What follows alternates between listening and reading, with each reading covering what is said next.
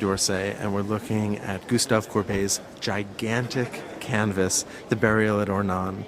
It was painted in 1849-50 and exhibited the next year. This is the funeral of Courbet's great-uncle.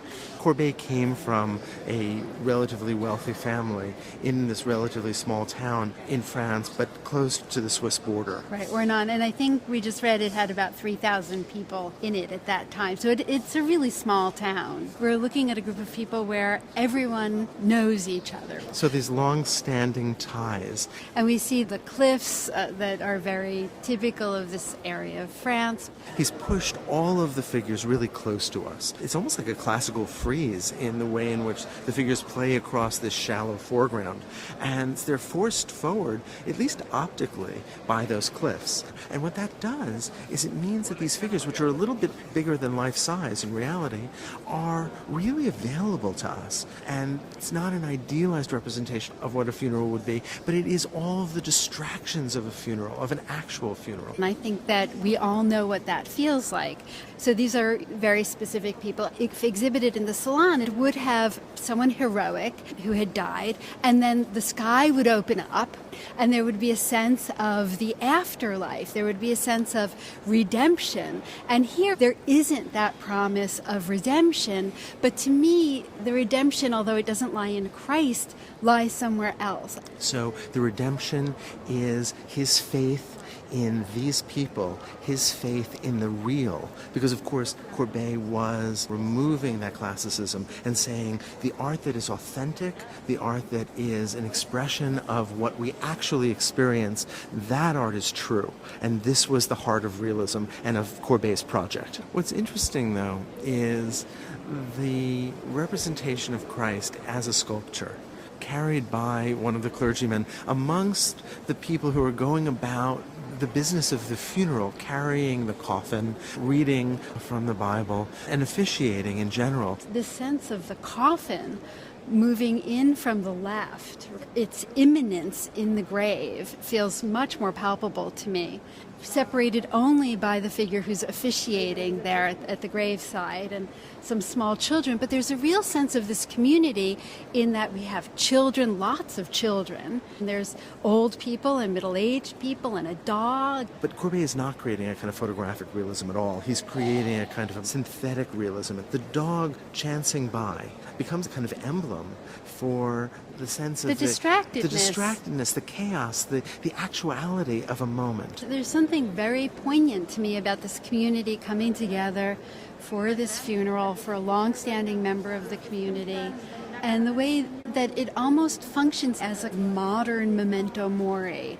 Death comes to all of us, and all we have, in a way, is our moment, our time, our community. Courbet, I think, underscores that in a number of ways. First of all, there's real beauty to the way that he's rendering these figures, but there's also a discarded skull at the edge of the hole in the ground, which seems as if it had been dug up absent-mindedly when they dug this fresh grave. And that skull, a reminder, of course, of the more traditional paintings of Golgotha, of Christ's crucifixion. Of the crucifixion. But here, this notion that there was somebody else who died who's now been forgotten. In the extreme right, there's the face of a child.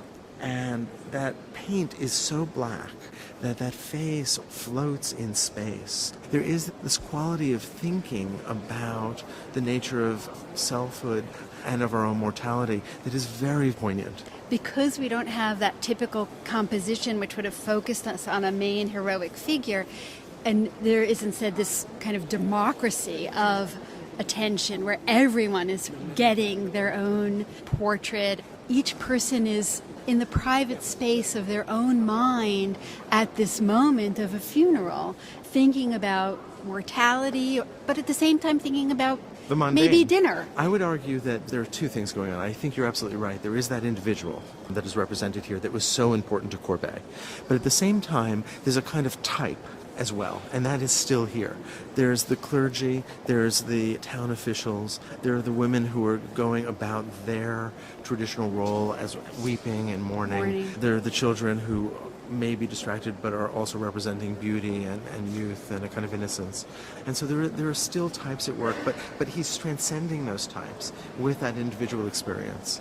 This was shown first in Ornans itself and then in the Paris Salon, where people were just astounded. What was this thing that Courbet was showing them? It broke every rule. Right, I mean, and it didn't look the way art was supposed to look. Certainly at this scale. It wasn't composed, it had no redemptive message, it wasn't ideal, it wasn't the right kind of subject. I mean, it wasn't right in any way. The people who had posed for this, some scholars have suggested, felt ridiculed by the Parisians. But for Courbet, that notion of the rural was in fact much more authentic, and without the polish and in a sense without the falseness that urban culture had developed. And of course, Courbet's whole idea is to paint the real and the concrete, and to turn his back on romanticism and that kind of emotion, and to paint things. I think the famous thing is, show me an angel and I'll paint one.